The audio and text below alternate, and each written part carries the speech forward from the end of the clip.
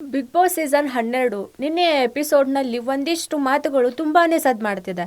ಏನಂತಂದ್ರೆ ಮೊನ್ನೆ ಆದಂತಹ ಜಗಳದಲ್ಲಿ ಅಶ್ವಿನಿ ಮತ್ತು ಗಿಲ್ಲಿಯವರ ಮಧ್ಯೆ ಆದಂತಹ ಮಾತುಕತೆ ಆಗಿರ್ಬೋದು. ಹಾಗೆ ನಿನ್ನೆ ಆದಂತಹ ಒಂದು ಕ್ಯಾಪ್ಟನ್ಶಿಪ್ ಓಟದ ಆಟದಲ್ಲಿ ಅಶ್ವಿನಿ ಮತ್ತು ಧನುಷ್ ಅವರ ಇಬ್ಬರ ಮಧ್ಯದಲ್ಲಿ ಆಟ ಯಾರು ವಿನ್ ಆಗ್ತಾರೆ ಅವರಿಗೆ ಕ್ಯಾಪ್ಟನ್ಶಿಪ್ ಒಂದು ಪಟ್ಟ ಸಿಗುತ್ತೆ. 2 ವಾರದ ಕಂಟಿನ್ಯೂ ಕ್ಯಾಪ್ಟನ್ ಆಗಿ ಅವರು ಮುಂದುವರಿತಾರೆ. ಬಿಗ್ ಬಾಸ್ ಸೀಸನ್ 12ರ ಫೈನಲಿಸ್ಟ್ ಆಗಿ ಮೊದಲ ಫೈನಲಿಸ್ಟ್ ಆಗಿ ಸೆಲೆಕ್ಟ್ ಆಗ್ತಾರೆ ಅಂತ ಹೇಳಿ ಬಿಗ್ ಬಾಸ್ ಅವರು ಅನೌನ್ಸ್ ಮಾಡಿದ್ದಾರೆ. ಸೊ ಆ ಒಂದು ಬಿಗ್ ಬಾಸ್ ಪಟ್ಟಕ್ಕಾಗಿ ಎಲ್ಲರ ಓಟ ಆರಂಭವಾಗಿತ್ತು. ಸೊ ಹಾಗೆ ಸ್ಪರ್ಧಿಗಳ ಒಂದು ಈ ಕ್ಯಾಪ್ಟನ್ಶಿಪ್ ಓಟದ ಆಟದಲ್ಲಿ ಫೈನಲ್ ಆಗಿ ಉಳಿದಿರೋದು ಇಬ್ರು ಮಧ್ಯೆ ಒಂದು ಅಶ್ವಿನಿ ವರ್ಸಸ್ ಧನುಷ್ ಅಂತ ನೋಡಿದಾಗ ಧನುಷ್ ಅವರು ಒಂದು ಆಟದಲ್ಲಿ ವಿನ್ ಆಗಿರ್ತಾರೆ. ಸೊ ವಿನ್ ಆಗಿರ್ತಾರೆ ಅನ್ನೋದರ ಬದಲಿಗೆ ಅವರು ಆಟದ ಮೂಲ ನಿಯಮವನ್ನು ಉಲ್ಲಂಘನೆ ಮಾಡಿರ್ತಾರೆ. ಏನಂದ್ರೆ ಆ ಒಂದು ಪಜಲ್ನ ಎಲ್ಲೂ ಸ್ಥಳಾಂತರಗೊಳಿಸದೆ ಏನನ್ನು ಅದನ್ನ ಡಿಫ್ರೆನ್ಸ್ ಇರಬಾರ್ದು ಆಟದಲ್ಲಿ. ಸೊ ಆ ಒಂದು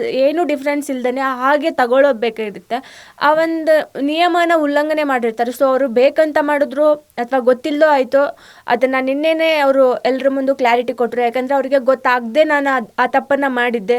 ಸೊ ಗೊತ್ತಾಗಿದ್ರೆ ನಾನು ಅದನ್ನ ಇಟ್ಟು ಮತ್ತೆ 10 ಸೆಕೆಂಡ್ ಪೌಸ್ ತಗೊಂಡು ಮತ್ತೆ ಆಟನ ಆರಂಭ ಮಾಡ್ತಿದ್ದೆ ಅಂತಾನು ಹೇಳಿದ್ರು. ಬಿಗ್ ಬಾಸ್ ಅವರು ಇದೊಂದನ್ನ ಅಬ್ಸರ್ವ್ ಮಾಡಿ ಎಲ್ಲರಿಗೂ ಅದೊಂದು ಟಿವಿ ಒಳಗಡೆ ತೋರಿಸಿ ಆಟದಲ್ಲಿ ತಪ್ಪಾಗಿತ್ತು, ಉಸ್ತುವಾರಿಗಳು ಸರಿಯಾಗಿ ನಿಭಾಯಿಸಲಿಲ್ಲ ಅಂತ ಹೇಳಿರ್ತಾರೆ. ಸೊ ಈ ಒಂದು ಉಸ್ತುವಾರಿಯನ್ನ ರಾಶಿಕ್ ಅವರು ವಹಿಸ್ಕೊಂಡಿರ್ತಾರೆ. ಅವರು ಗಮನವಿಟ್ಟು ತಮ್ಮ ಆಟನ ಚೆನ್ನಾಗಿ ನಡೆಸ್ಕೊಡ್ಬೇಕಿತ್ತು. ಸೊ ಅವರೆಲ್ಲೋ ಒಂದಿಷ್ಟು ತಪ್ಪು ಮಾಡಿದ್ರಂತ ಹೇಳ್ಬೋದು. ಯಾಕಂದ್ರೆ ಸರಿಯಾಗಿ ಅಬ್ಸರ್ವ್ ಮಾಡಲಿಲ್ಲ.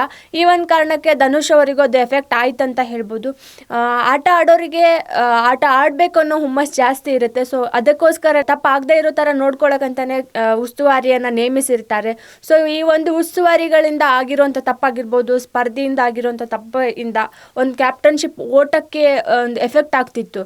ಸೊ ಆ ಒಂದು ಎಫೆಕ್ಟನ್ನು ಸರಿ ಮಾಡೋಕೆ ಅಂತ ಹೇಳಿ ನಿನ್ನೆ ಬಿಗ್ ಬಾಸ್ ಅವರು ಮತ್ತೊಂದು ಟಾಸ್ಕ್ನ ಕೊಡ್ತಾರೆ. ಏನಂದರೆ ಮನೆಯವ್ರನ್ನ ಮನವೊಲಿಸ್ಬೇಕು ಅಂತ ಹೇಳಿ, ಅಂದರೆ ತಾವು ಮಾಡಿರುವಂಥ ತಪ್ಪನ್ನು ಹೇಳಿ ಅದನ್ನು ಒಪ್ಕೊಂಡು ಮನೆಯವರ ಮನವೊಲಿಸ್ಕೊಂಡು ಯಾರು ಜಾಸ್ತಿ ಓಟ್ನ ಪಡ್ಕೊಂಡಿರ್ತಾರೆ ಸೊ ಅವರು ಈ ವಾರದ ಕ್ಯಾಪ್ಟನ್ ಆಗಿ ಮುಂದುವರಿತಾರೆ ಅಂತ ಹೇಳಿ ಬಿಗ್ ಬಾಸ್ ಹೇಳಿರ್ತಾರೆ. ಸೊ ಈ ಒಂದು ಆಟದಲ್ಲಿ ಡೈರೆಕ್ಟ್ ನಮ್ಮನ್ನ ಕ್ಯಾಪ್ಟನ್ ಮಾಡಿ ಅಂತ ಹೇಳಿ ಅಶ್ವಿನಿ ಅವರು ಕೇಳ್ಕೊತಾರೆ. ಯಾಕಂದ್ರೆ ಅವರು ಆಟದಲ್ಲಿ ತುಂಬಾನೇ ಹಿಂದಿರ್ತಾರೆ. ಬಟ್ ಅವರು ಎಲ್ಲೋ ಒಂದ್ ಕಡೆ ಧನುಷ್ ಅವರ ಬ್ಲೇಮ್ ಮಾಡಿದ್ದು ಸರಿ ಅನ್ನಿಸ್ಲಿಲ್ಲ.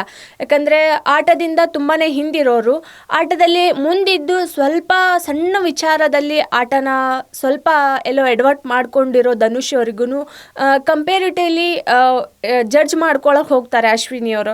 ಸೊ ಇದೊಂದು ಎಲ್ಲೋ ತಪ್ಪು ಅನ್ನಿಸ್ತು. ಹಾಗೆ ಗಿಲ್ಲಿಯವ್ರ ಜೊತೆಗೆ ಜಗಳ ತೆಗಿಯೋದಾಗಿರ್ಬೋದು, ಆ ಒಂದು ಮಾತು ಒಂದು ಅತಿರೇಕಕ್ಕೆ ಹೋಗೋದಾಗಿರ್ಬೋದು, ಎಲ್ಲೋ ಒಂದು ಕಡೆ ಅನ್ಸುತ್ತೆ ಹೌದು ಗಿಲ್ಲಿಯವರು ಎಲ್ಲರನ್ನೂ ಕಾಲ್ ಕೆರೆದು ಒಂದು ಸ್ವಲ್ಪ ಜಗಳ ಮಾಡೋದಾಗಿರ್ಬೋದು. ಜಗಳ ಅನ್ನೋದಕ್ಕಿಂತ ಅದವರು ಫನ್ನಿ ವೇ ಒಳಗೆ ಹೋಗ್ತಿರ್ತಾರೆ, ಅದೆಲ್ಲೋ ಜಗಳದ ರೂಪಕ್ಕೆ ರಿಟರ್ನ್ ಆಗಿಬಿಡತ್ತೆ ಅಂತ ಹೇಳ್ಬೋದು. ಸೊ ಈ ಒಂದು ಮಾತನ್ನ ಅವರು ಬಹಳ ಅತಿರೇಕವಾಗಿ ಗಿಲ್ಲಿಯವ್ರ ವಿಚಾರದಲ್ಲಿ ಯಾವಾಗಲೂ ಅದೇ ರೀತಿಯಾಗಿ ನಡ್ಕೊಂಡು ಬಂದಿದ್ದಾರೆ ಅಂತ ಹೇಳ್ಬೋದು. ಯಾಕಂದ್ರೆ ಫ್ಯಾಮಿಲಿ ವೀಕ್ ಆದಮೇಲೆ ಸ್ವಲ್ಪ ಎಲ್ಲೋ ಗಿಲ್ಲಿಯವ್ರ ಜೊತೆಗೆ ಅವರು ತಮ್ಮ ಒಂದು ಬಾಂಧವ್ಯವನ್ನು ಹೊಂದ್ಕೊಳ್ಳೋಕೆ ಟ್ರೈ ಮಾಡ್ತಿದ್ರು.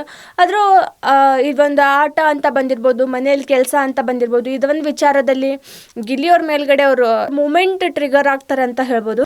ಅದೇ ರೀತಿಯಾಗಿ ನಿನ್ನೆ ಆದಂತಹ ತಪ್ಪುಗಳಾಗಿರ್ಬೋದು, ಸರಿಯಾಗಿರ್ಬೋದು, ಇದೆಲ್ಲದರ ನಡುವೆ ಮತ್ತೆ ಉತ್ತಮ ಮತ್ತು ಕಳಪೆ ಅಂತ ಹೇಳಿ ಒಂದು ಚಟುವಟಿಕೆ ನಡೆಯುತ್ತೆ. ಸೊ ಇದರಲ್ಲಿ ಉತ್ತಮವನ್ನ ಈ ಸರಿ ನಮ್ಮ ರಕ್ಷಿತಾ ಅವರು ಹಾಗೆ ಧನುಷ್ ಅವರು ಇಬ್ರು ಉತ್ತಮವನ್ನ ಪಡ್ಕೊಂಡಿದ್ದಾರೆ ಈ ವರ್ಷದ.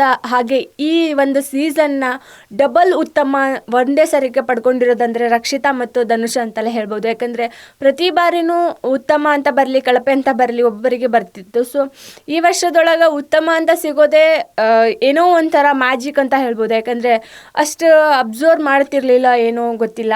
ಹಾಗೆ ಕಿಚನ ಚಪ್ಪಾಳೆನೂ ಅಷ್ಟು ಯಾರಿಗೂ ಜಾಸ್ತಿ ಸಿಕ್ಕಿಲ್ಲ. ಯಾಕಂದ್ರೆ ಲಾಸ್ಟ್ ವೀಕ್ ಒಳಗಡೆ ಆಗಿರ್ಬೋದು, ಲಾಸ್ಟ್ ಸೀಸನ್ ಒಳಗಡೆ ಕಿಚನ ಚಪ್ಪಾಳೆ ಪ್ರತಿ ವಾರ ಯಾರಿಗೆ ಬರುತ್ತೆ ಅಂತ ನೋಡೋದೇ ಒಂದು ಕ್ಯೂರಿಯಾಸಿಟಿ ಆಗಿತ್ತು. ಸೊ ಈ ಒಂದು ಸೀಸನ್ ಒಳಗಡೆ ಕಿಚ್ಚನ ಪಂಚಾಯಿತಿ ಒಳಗಡೆ ಕಿಚ್ಚನ ಚಪ್ಪಾಳೆ ಆಗಿರ್ಬೋದು, ಉತ್ತಮ ಆಗಿರ್ಬೋದು, ಯಾರು ತಗೊಳ್ತಾರೆ ಅನ್ನೋದೇ ಒಂದು ಕ್ಯೂರಿಯಾಸಿಟಿ ಆಗಿರುತ್ತೆ. ಯಾಕಂದರೆ ಈ ಸಾರಿ ಅಂತೂ ಕಿಚ್ಚನ ಚಪ್ಪಾಳೆ ಸಿಕ್ಕಿರೋದಂತೂ ಬಹಳ ಅಂದರೆ ಬಹಳ ಕಡಿಮೆ.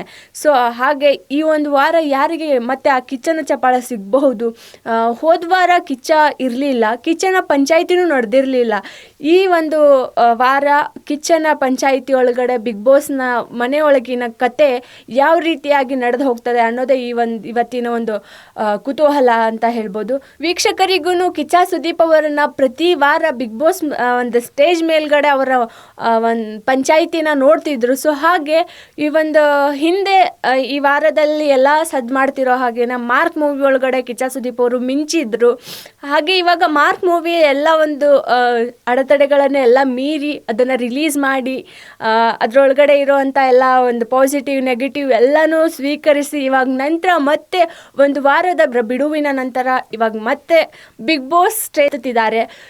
ಸೊ ವೀಕ್ಷಕರೆಲ್ಲ ಕಾದು ಕುಳಿತಿರ್ತಾರೆ ಇವತ್ತೊಂದು ಕಿಚ್ಚ ಸುದೀಪ್ ಅವರ ಎಂಟ್ರಿಗೋಸ್ಕರ. ಸೊ ಅವ್ರು ಯಾವ ಥರ ಬರ್ತಾರೆ, ಅವ್ರು ಯಾವ್ಯಾವ ಥರ ಗುಡುಗ್ತಾರೆ ಸ್ಪರ್ಧಿಗಳ ಮೇಲೆ ಅಂತ ಕಾಯ್ದು ಕುಳಿತಿರ್ತಾರೆ. ಯಾರ ಮೇಲೆ ಹೇಗೆಲ್ಲ ಅವರು ಒಂದು ಬಾಣನ ಬಿಡ್ತಾರೆ ಅಂತ ಹೇಳಿ. ಸೊ ಯಾರ್ಯಾರು ಎಲ್ಲ ಈ 2 ವಾರಗಳ ಕಾಲ ತಪ್ಪು ಮಾಡಿದ್ರು, ಯಾರು ಎಷ್ಟು ಚೆನ್ನಾಗಿ ಆಟ ಆಡಿದ್ರು, ಹಾಗೆ ಯಾರ ಮಾತುಗಳು ಅತಿರೇಕಕ್ಕೆ ಹೋದ್ವು, ಮಾತಿನಲ್ಲೇ ಇಡುವುದವರು ಯಾರು ಅನ್ನೋದೆಲ್ಲನೂ ಇವತ್ತು ಕಿಚ್ಚ ಸುದೀಪ್ ಅವರು ಆ ಒಂದು ಮಾತುಕತೆ ಒಳಗಡೆ ಹೇಳ್ತಾರೆ ಅಂತ ಕಾದು ನೋಡ್ತಿದ್ವಿ. ಹಾಗೆ ನಿನ್ನೆ ಆಟ ಅಂತ ಬಂದರೆ ಎಲ್ಲರೂ ಚೆನ್ನಾಗಿ ಆಡಿದರು.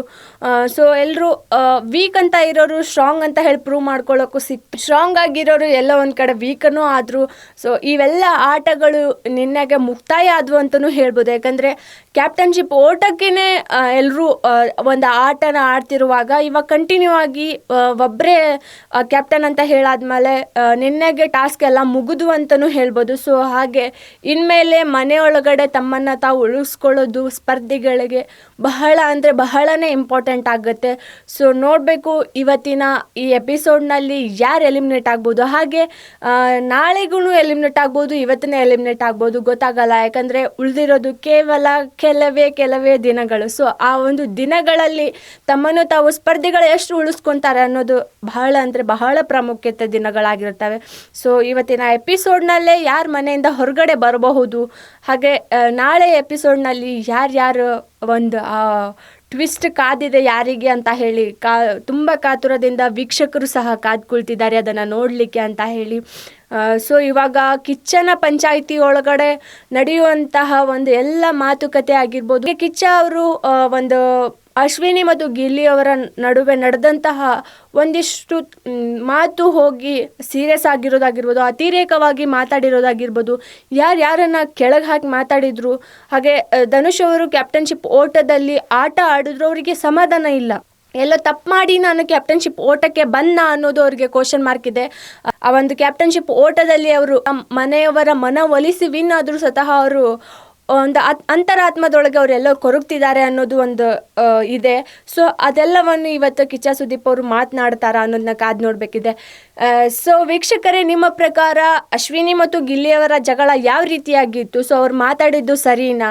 ಹಾಗೆ ಒಬ್ಬ ಮನುಷ್ಯನನ್ನು ಅವನ ಪರ್ಸ್ನಲ್ ಆಗಿ ಹರ್ಟ್ ಮಾಡೋದಾಗಿರ್ಬೋದು, ಸೊ ಇನ್ಯಾವುದೋ ರೀತಿಯಾಗಿ ಅವರಿಗೆ ಒಂದು ಸ್ಟೇಟ್ಮೆಂಟ್ ನಾವು ಕೊಡೋದು ಎಷ್ಟರ ಮಟ್ಟಿಗೆ ಸರಿ? ಹಾಗೆ ಧನುಷ್ ಅವರು ಕ್ಯಾಪ್ಟನ್ ಆಗಿರೋದು, ಅವರು ತಪ್ಪು ಮಾಡಿದ ಮೇಲೂ ಅವ್ರನ್ನ ಮನೆಯವರು ಕ್ಯಾಪ್ಟನ್ ಆಗಿ ಘೋಷಿಸ್ತಾರೆ. ಸೊ ಇದೆಲ್ಲವನ್ನು ನೋಡಿದ್ರೆ ನಿಮಗೆ ಕ್ಯಾಪ್ಟನ್ ಆಗಿರೋದು ಧನುಷ್ ಅವರು ಸರಿನಾ? ಹಾಗೆ ಬೇರೆ ಯಾರಾದರೂ ಕ್ಯಾಪ್ಟನ್ ಆಗಬೇಕಿತ್ತ?